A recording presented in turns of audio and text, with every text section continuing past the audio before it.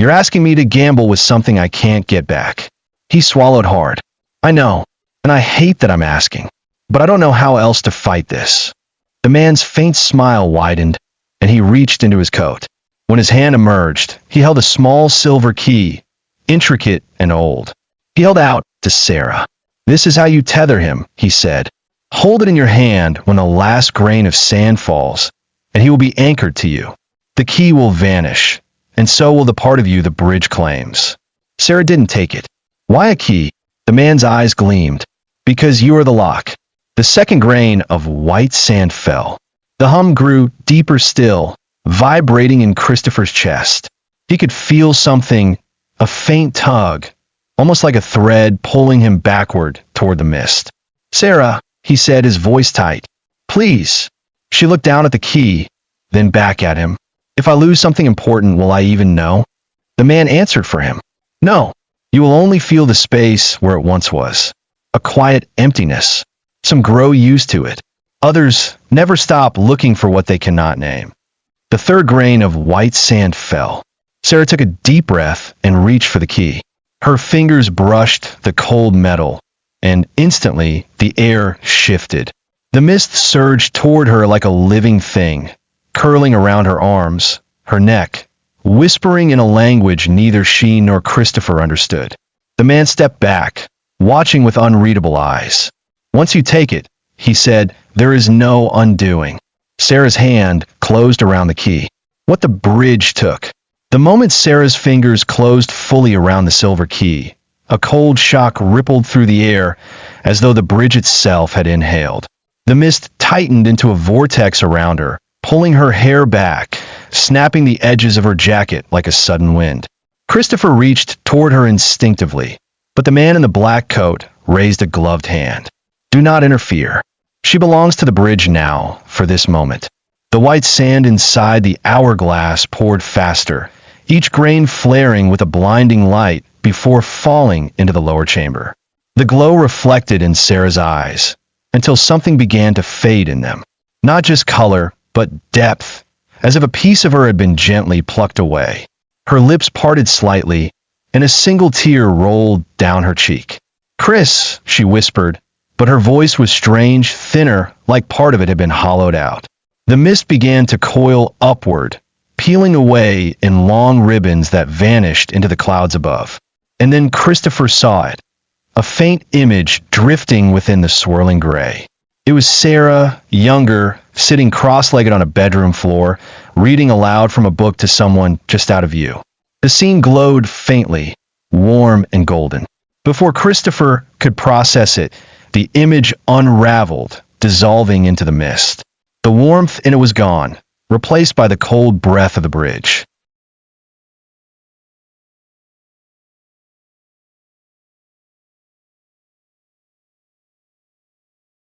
"What was that?" he demanded. The man in the black coat tilted his head. A memory. The first time she ever read to her mother. The bridge wanted it. "Now it is mine." Sarah blinked, confused. What memory?" She shook her head as if trying to remember why she was crying. "Chris, did something happen?" Christopher's chest tightened. He wanted to tell her, to give it back somehow. But even speaking of it felt impossible, as though the bridge had locked his tongue against the truth. The last grain of white sand fell. The silver key in Sarah's hand burned with sudden heat, then dissolved into nothing. Christopher felt it instantly, an invisible thread snapping into place between them, binding him to her like a pulse he could feel but not see. The man in the black coat stepped forward, his eyes gleaming in satisfaction. "It is done. You are anchored to her. You may walk away from this place now, but remember, the tether goes both ways." Sarah frowned. "What does that mean?" The man's smile returned. "When the bridge calls again, and it will not only reach for him, it will reach for you." The mist began to recede, revealing the dim outline of Willow Creek at the far end of the bridge. The man stepped back into the fog until he was gone, leaving only the hum of the wooden planks beneath their feet. Christopher took Sarah's hand. "Let's go." As they walked off the bridge, the world brightened, but just before they stepped onto solid ground, Christopher glanced back. Far down the bridge, barely visible through the fading mist, he saw his double still standing there, watching them. Only this time it was smiling. The pull. For the first few days after crossing back, Christopher tried to pretend life was normal. He forced himself into routines, making breakfast, reading the paper, taking walks through town. Sarah visited often, saying she felt oddly restless when she wasn't around him, though she brushed it off as just wanting to make sure he was okay. But Christopher knew better. The tether wasn't just a thread, it was a pulse. He could feel it, faint but constant, like an echo of his own heartbeat living inside her. Sometimes it pulled at him, a gentle tug in the chest if she moved too far away. And other times, he swore he could feel her fear, sharp and cold, before she even spoke a word. The first real sign that something was wrong came on the 5th night. Christopher woke in the dark to the sound of someone whispering. He sat up in bed, heart pounding, and saw Sarah standing in the doorway of his bedroom. "Sarah?" His voice was hoarse. "What are you doing here?" Her eyes were open, but unfocused. Her lips moved soundlessly for a moment. Then she spoke in a flat tone. "It's calling." The air grew cold enough for his breath to fog. Christopher swung his legs out of bed, but before he could reach her, she turned and walked back toward the living room. Her movements were slow, deliberate, too much like the faceless ones on the bridge. "Sarah!" He caught her arm. Her skin was icy, and she blinked rapidly, as if waking up.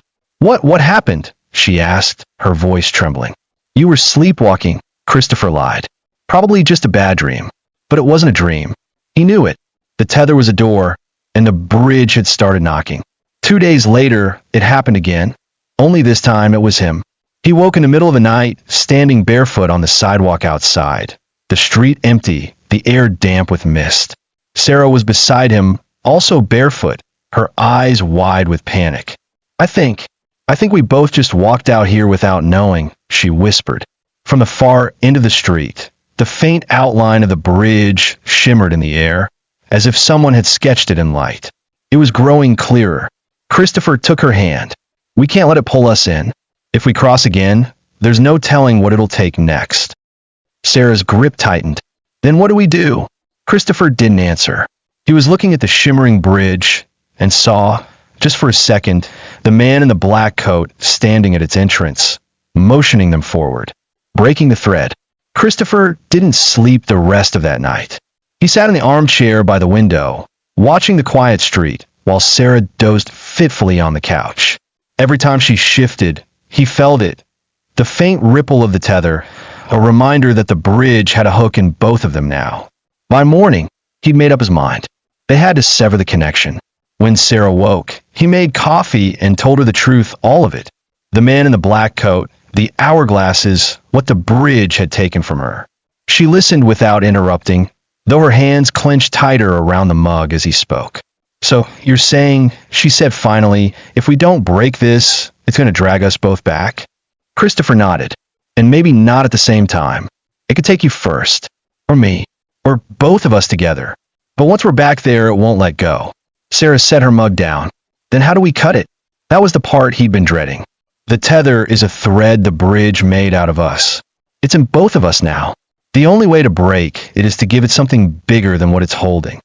Sarah's brow furrowed. "Bigger." He hesitated. "A life. One of ours, or someone else's." Her face went pale. "So to save ourselves, we have to send someone else in our place." Christopher looked away. "I don't want to, but I think that's the only way the bridge lets go. It doesn't release its claim unless it has something to replace it." They sat in silence for a long time. Outside, the sky had turned overcast, a familiar gray that made Christopher uneasy, the same shade the clouds had been the night he first saw the man in the black coat. By afternoon, the air in the apartment grew colder. The tether began to pulse harder, as though the bridge knew they were trying to escape it. Sarah gripped the arm of the couch, breathing fast. "Chris, it's pulling." He felt it too, a tug in his chest, sharper now, almost painful. The world around them dimmed at the edges, and a faint hum rose from the floor.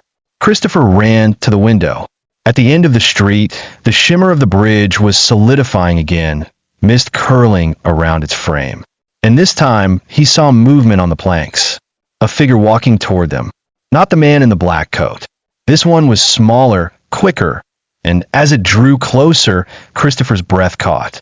It was wearing his face. The second Christopher.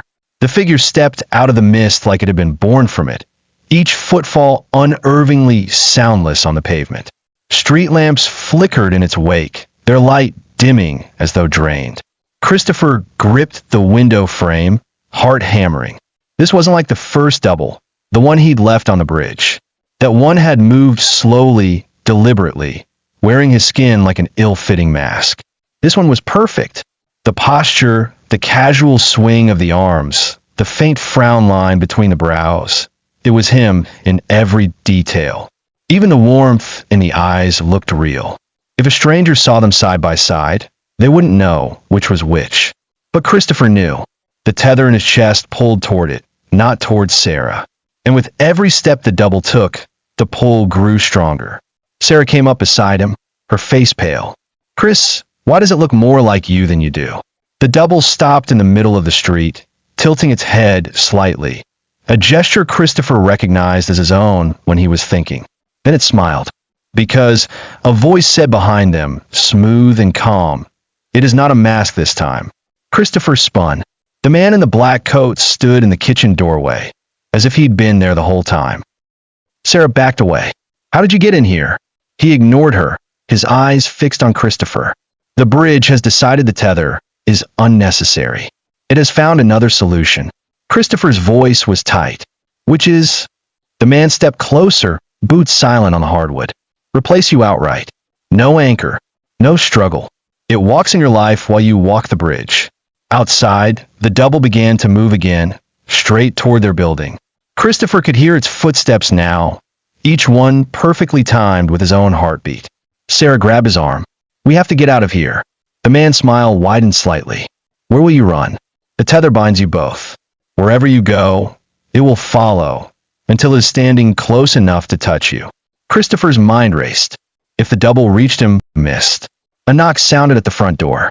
3 slow, deliberate taps. Christopher's stomach knotted.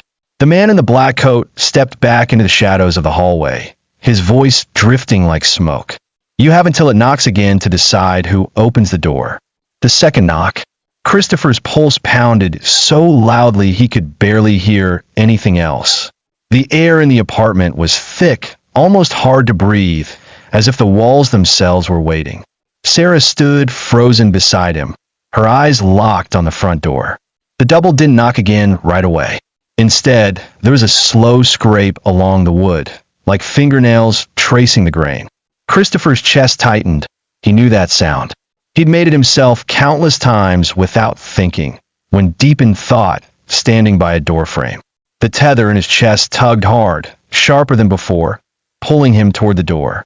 His knees buckled, and he had to grip the table to steady himself. Sarah grabbed his arm. "Chris, don't." "I'm not going to open it," he said, though his voice lacked conviction. The scrape stopped. Silence. And then, from the other side of the door, his own voice spoke. "Sarah, it's me. Let me in." Her hand tightened painfully on his arm. "Chris, that is your voice." "I know," he said, forcing each word through clenched teeth. A sudden thought hit him. The tether wasn't just pulling him toward the double. It was sharing. If the bridge wanted the double to replace him, it might not need to physically drag him away. The tether itself could be the channel to swap them. Sarah must have sensed it too, because she whispered, "If you touch it, you'll trade places." Christopher's mind scrambled for options. The man in the black coat had said before that to break the tether, they'd need to give the bridge something bigger. But what if he gave it nothing? Would it snap from hunger? Or would it simply take everything at once? 3 sharp knocks this time, loud enough to make the floorboards vibrate. Christopher flinched. His heartbeat matched the rhythm exactly, as if his body belonged to the thing outside. "Chris," Sarah said, her voice trembling, "we can't wait for it to knock again." The tether burned hot now, like a live wire inside him. He could feel it stretching between his chest and the double on the other side of the door, thin but unbreakable. Then a voice whispered from the hallway shadows. "There is a way." The man in the black coat stepped into the dim light, his expression calm, almost bored. When it knocks next, open the door halfway. Stand to the side. Let's see her first. Sarah stiffened. No. The man ignored her. The bridge will take whichever it touches first. Give it the tether, or give it the girl. Sarah's eyes widened in horror. Christopher's stomach twisted. He had second to decide, face the double himself, try to shatter the tether by force, or hand Sarah over and walk away free. Outside, the double shadow shifted under the crack of the door. It was raising its hand to knock again. The third knock. The apartment was so silent that Christopher could hear the faint creak of the floorboard beneath the double's feet on the other side of the door. Sarah's breathing was quick and shallow, her nails digging into his arm. The man in the black coat stood by the far wall, his shadow stretched unnaturally long, as though the room's dim light bent toward him. The tether in Christopher's chest burned hot, pulling harder than ever. It felt like an invisible hook was lodged deep inside his heart, being reeled in with every passing second. Knock. The sound wasn't just heard, it was felt. The boards under their feet thrummed in perfect sync with the strike, and Christopher's vision swam for an instant. Knock. The second one made Sarah flinch. She looked at him, eyes wide. Chris, we have to. Knock. The third one landed like a heartbeat in the wrong part of his body. The air in the room shifted, the temperature dropping sharply. Frost spiderwebbed across the glass of the living room window. Open it, the man in the black coat said softly. Before it opens itself. Christopher's mind spun. If he faced the double head-on, there was no guarantee he could resist the pull. But handing Sarah over, his eyes met hers. She knew what he was thinking. Don't you dare, she said, her voice low but sharp. The tether pulled again, almost yanking him toward the door. His hand twitched toward the knob. The man in the black coat stepped closer, his voice a whisper meant only for Christopher. If you hesitate, the bridge will choose for you, and it rarely chooses kindly. Christopher drew in a shaking breath, and instead of turning the knob, he grabbed the small side table near the door and shoved it over, wedging it against the frame. A hiss came from the other side, low and inhuman. The wood of the door bulged inward, as if something pressed hard against it. The tether burned, a searing pain now, and he felt the pull intensify, like it was trying to drag his soul out through his chest. Sarah clutched him. Chris, look. He turned in time to see the ceiling above them ripple, the paint blistering as a seam split open. Mist poured through it, the same gray mist from a bridge. The double wasn't going to wait for him to open the door. It was coming in another way. The man in the black coat simply smiled. You're out of time. The third knock. Christopher's hand hovered near the doorknob, the wood beneath his palm cold as stone. On the other side, the faint shadow of his double shifted, stretching and contracting with each breath. His breath perfectly mirrored. Sarah stood to his right, her back pressed against the wall, every muscle tense. Chris, she whispered, don't open it. Whatever happens, don't. The man in the black coat leaned casually against the far wall, his eyes gleaming like candlelight. You're wasting the moment. The bridge doesn't like hesitation. Christopher's chest ached. The tether inside him wasn't just pulling anymore. It was thrumming, vibrating in time with his heartbeat. Every pulse felt like it was loosening his hold on himself, thread by thread. Then came a first knock. Slow, heavy. It shook the door in its frame.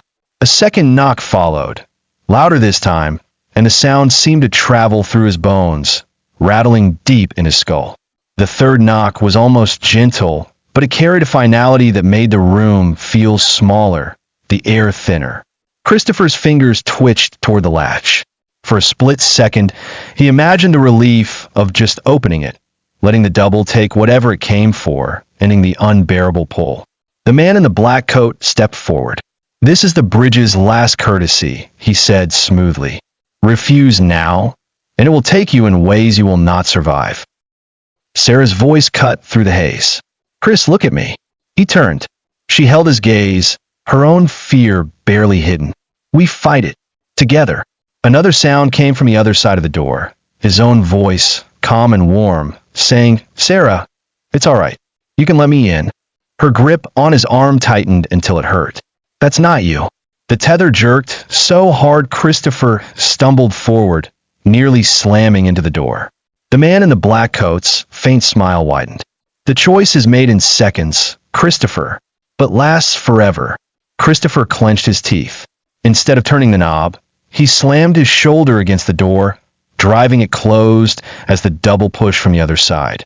The air went icy, the boards under his feet creaking in protest.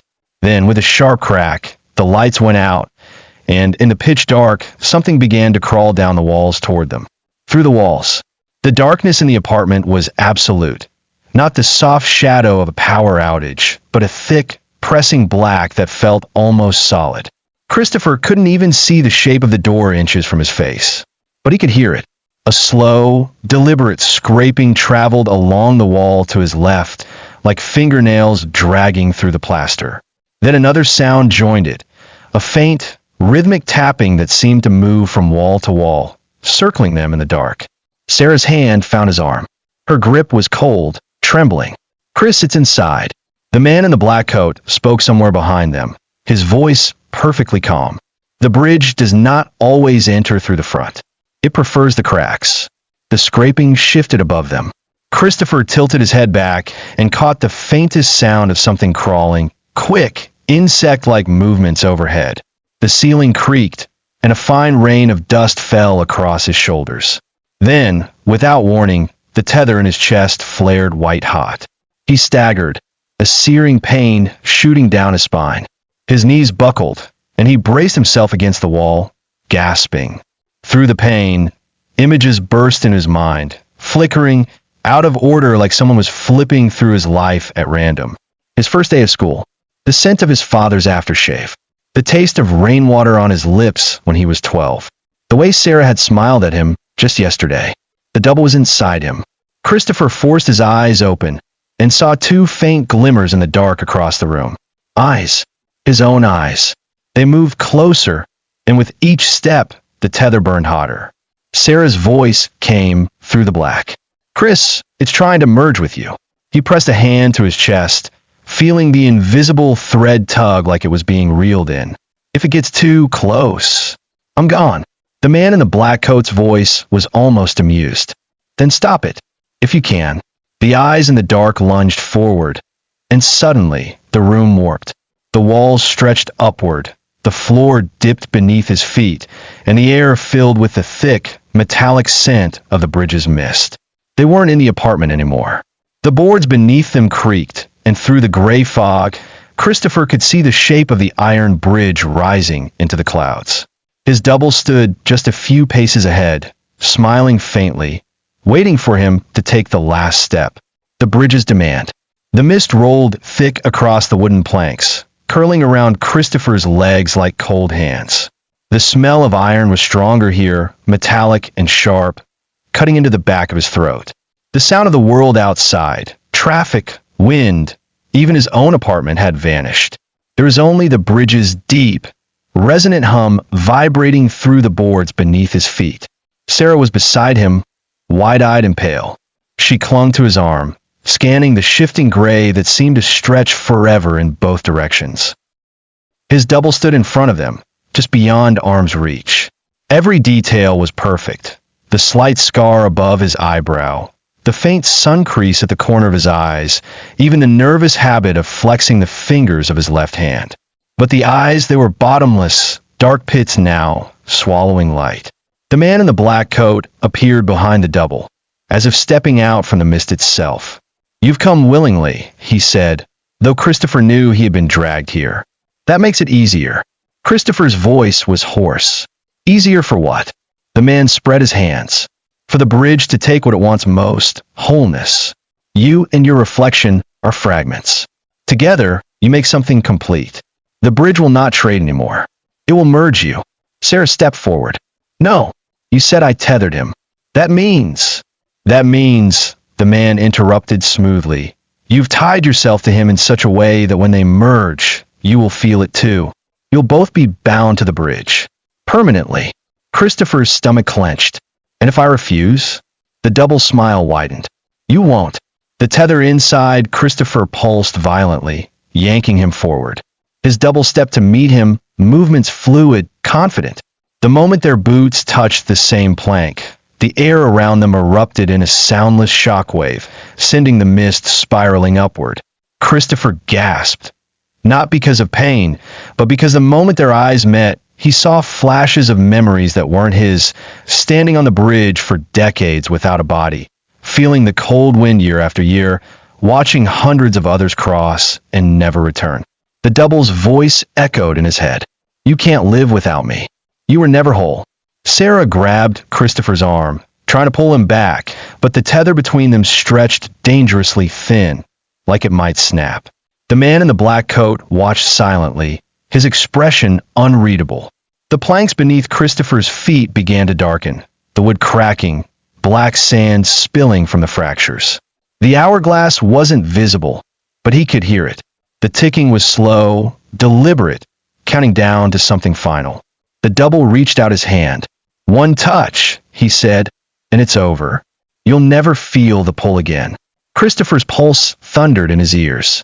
If he took that hand, he might gain his life back, or lose it forever. And Sarah might go with him. The last step. Christopher stood frozen on the plank, the cold mist swirling higher, wrapping around his legs like chains. The double's hand hovered in front of him, steady and patient, its dark eyes promising relief and ruin. Sarah's voice cut through the humming air. "Chris, don't touch it." She was still gripping his arm, but he could feel her strength waning. The tether between them was stretched so thin now that every pulse of it felt like a warning. One more pull, and it might snap completely. The man in the black coat stepped closer, his boots making no sound on the wood. "The bridge will have its balance. If you do not take the merge, it will take both of you and scatter you across the planks until you are nothing but mist." Christopher's heart pounded. He knew one thing for certain. If the bridge got what it wanted, no one would leave whole. And then he realized, maybe the only way to beat it was to give it something it didn't want. He turned sharply, yanking Sarah forward so she stood between him and the double. The tether flared, the bridge's hum spiking into a sharp, vibrating pitch. The man in the black coat smile faltered for the first time. "Christopher," he said, "that is not the way." But Christopher wasn't offering her to the double.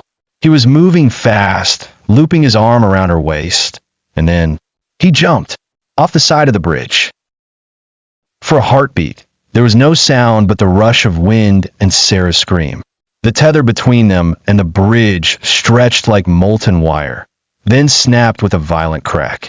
The mist recoiled upward, the planks above vanishing into the gray. They fell into nothingness and then landed hard, gasping, on warm asphalt. The sun was blinding. The air smelled of grass and gasoline. Willow Creek, the real one. Christopher rolled onto his back, chest heaving. The tether was gone. The pole gone.